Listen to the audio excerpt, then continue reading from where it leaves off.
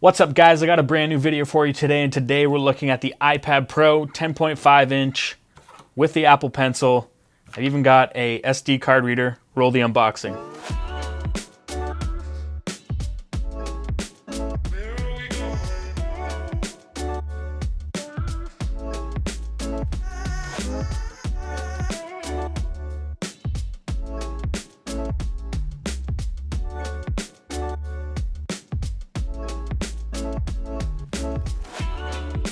So I'm going to briefly go over the specs. This is a 10.5 inch display, 2224 by 1668, and this is a Retina display. It runs actually at 120 Hertz, so Apple's calling it ProMotion, and the display is actually awesome. I can't really do it justice on camera because I'm shooting at 24 frames per second, and basically 120 Hertz is like 120 frames per second. But it does have adaptive refresh technology, so basically if you're watching something that is 24 frames per second, it runs at that, and then other things like animations and getting around in the OS runs at 120 Hertz. So it just makes the iPad seem like insanely fast. It doesn't just seem insanely fast, it actually is insanely fast. It has the new A10X Fusion chip. All the animations are really quick, and that's kind of what you want. It's a good user experience, and especially if you're doing drawing and things like that with the Apple Pencil, you want things to be super smooth, super quick, so that it kind of takes that element out of drawing on something digital, I guess. So going over the camera specs, it's basically just an iPhone 7 camera, 12 megapixels f1.8 rear camera. We got a 7 megapixel f2.2 front-facing camera, shoots 1080p. And yeah, it's basically the same as an iPhone 7. I'll just flash up some shots that I've taken with the iPhone 7 because you can basically get the same image quality out of the iPad Pro.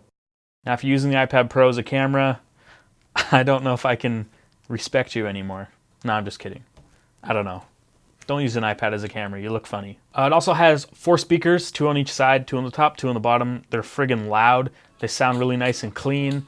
And I'd actually say they're pretty comparable to like a MacBook Pro. Maybe not as much low end, but for an iPad, they sound awesome. And then obviously it has Touch ID, Apple Pay, and they're claiming up to 10 hours of battery life. And I found the battery actually to be really good on this thing. Way better than a laptop in my opinion, especially when you're editing photos and things like that. All right, enough about the specs. I'm not gonna go over anything else. We're just gonna stop there. I don't know why I have the pencil in my hand. It feels cool. Oh, I almost did it. I used to do this in high school. Oh yeah. So I don't know why I'm talking with this in my hand. It feels good in the hand. It's got a nice weight to it.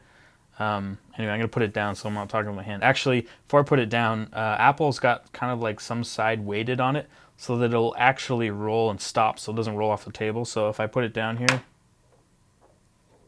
you can see that it kind of just stops. Alright, so the main reason why I actually bought this iPad in the first place is that my iPad Mini 2 died, and I really only use it for watching Netflix and flying my drone and stuff like that. So I knew that I needed another iPad to fly my drone, but I didn't want to get an iPad Mini. And with all the specs and features packed into the new iPad, I was kind of just like, I really think that I could make use of it, especially for editing photos with the pencil. And now that the screen is faster and the processor's faster, there's actually a lot of potential for this thing. So I thought maybe I could kill 2 birds with 1 stone. I also wanted to get a new MacBook Pro, but I don't really want to spend the money.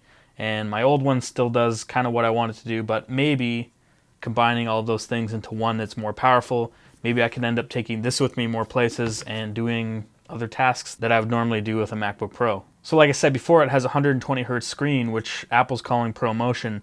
And honestly, I can't describe it. It's an amazing experience. It's so fast.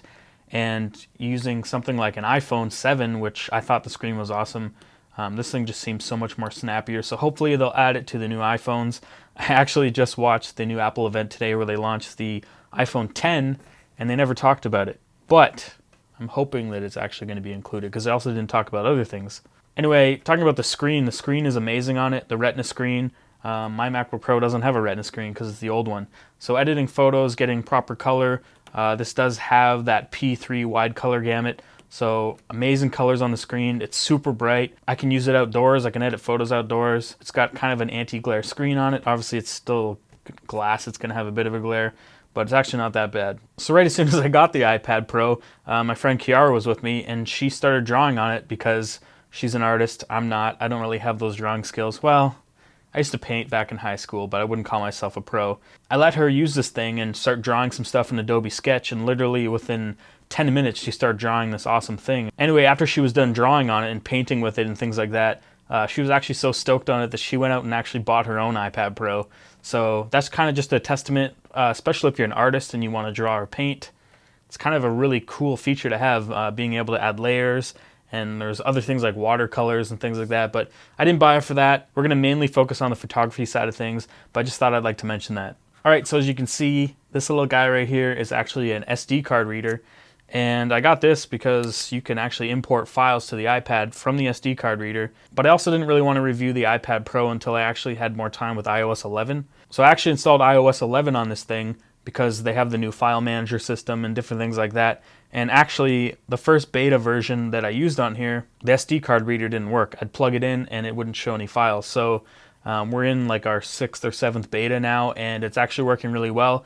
I was able to even import Fuji X100F RAW files onto it, which is a pretty new camera. So that means that Apple's actually updating the software to be able to handle the RAW files coming off new cameras. Now here's the thing that's kind of limiting and kind of annoying. So when you import your files, you have to import them to the camera roll. You can't just import them to a different folder somewhere else. So that's where the limitations start to show up, which is kind of annoying because that's the first stage when you're bringing the files in.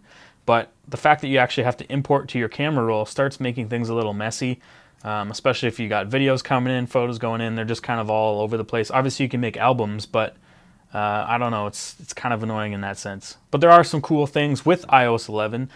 Being able to add more apps to the dock, being able to actually pull the dock up while you're inside of an app, kind of like a MacBook using macOS, being able to pull the dock up, choose a different app and switch to it. Switching between apps and multitasking is really awesome on this thing. It's not a big deal. But I think that iOS 11, as it matures, will get better and better. And so far, I really like what I see. Another cool option is being able to go split screen and having 2 apps running at once. So something like your Mail, and then going into your photos and being able to drag a photo into your Mail. You haven't been able to do anything like that on iOS. Obviously, you can on a laptop. So that's kind of another big win for the iPad. All right, enough about iOS 11. We're going to talk about editing photos because that's the main reason why I kind of got this thing. I've used a couple different apps, obviously VSCO, obviously Lightroom Mobile, and then Affinity Photo. So we're going to talk about Lightroom Mobile first because that's kind of the main thing that everyone's going to probably want to use. But the thing is, it has a lot of limitations as well. It's coded amazing. Images open up quick, RAW files process quick. You can zoom around the photo, pinch to zoom, different things like that.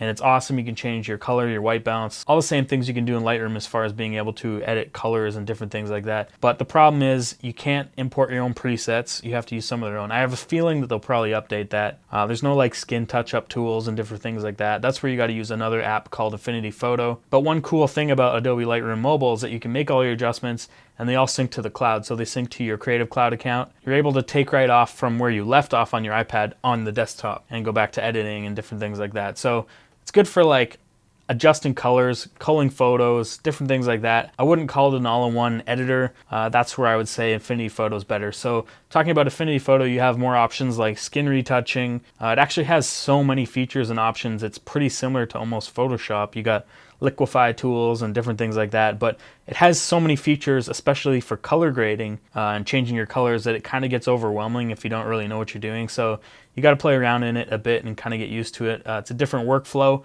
but I actually kind of like the future of where this is going. That said, can it replace a laptop? I'm personally gonna have to say no at this stage just because of my workflow, and especially if you're importing a ton of photos at once. If you're a wedding photographer, you're not gonna be able to use this to edit all your photos. It's just gonna be too awkward. But if you're just doing small shoots where you have like a max of 50 shots or something like that, it's gonna be really easy to import them and just play around with them.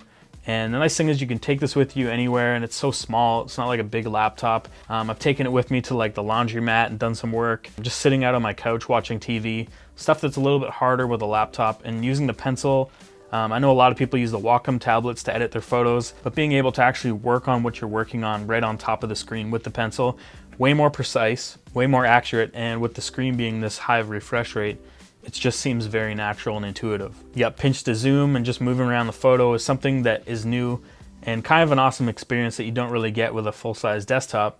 Obviously, if you're using like the Microsoft Studio or something, you have kind of those options of pinch to zoom on the screen. In a mobile portable thing that's really small, it's really nice to have. That said, iOS 11 is kind of handicapped. You know, the file system that's in it, I was really stoked on. It doesn't really work the way that it's advertised. I haven't really actually been able to make a folder on the iPad and save something to it. I have to make folders on iCloud and then save them to the cloud, which works, but what if you don't have, Wi-Fi everywhere? I think the potential's there. You've got awesome screen, tons of performance. The apps are coded really well as far as how they work and handle files, which is something that's kind of becoming outdated on a desktop, where like Lightroom kind of struggles sometimes. On here, it's so zippy. I think that if we had something like a full-featured version of Lightroom or Photoshop, this thing would be really awesome, and being able to have a proper file management system so it doesn't get all messy and being able to save stuff in proper folders would be amazing. I don't know if Apple's going to implement that into iOS 11 updates, but if they do, this thing's going to be rock solid. However, there is an app called AstroPad, and you got to pay a bit of money for it, but you can actually mirror the screen of your desktop to the iPad and actually be able to load up stuff like Photoshop and Illustrator and different things like that. And it actually has shortcuts and keyboard shortcuts. And it's actually really awesome to use, especially if you're doing skin touch-up, if you don't use a Wacom tablet, or you actually want to be able to draw or be right over top of the image that you're on with the pencil. You can do that mirroring the screen. It's not a sponsored video, it's just something that I tried, and it works out pretty good. There's a little bit of latency. I found that it worked better when you plug in through USB. Anyway, I've enjoyed using it. Working on stuff outdoors, no problem. The brightness is there. Obviously, the display has amazing color accuracy. Everything is just snappy. That's all I can really say. It's just quick. Obviously, those cons I mentioned before about the file management system, which is kind of annoying. It's one of the biggest issues. But one thing I'd like to mention is that I actually edited this entire video on the iPad Pro using LumaFusion, and it's in 4K, so it's actually a good editing experience. If you want to see a video on that, I'll make a video. But yeah, if you like this video, give it a thumbs up. If you dislike this video, give it a thumbs down twice. I'll put links in the description where to get all this stuff. Even this case that I found, it's a really nice case, way cheaper than Apple's case, and this has obviously the flip out kickstand, so you can put it like that. That's all I gotta say about that.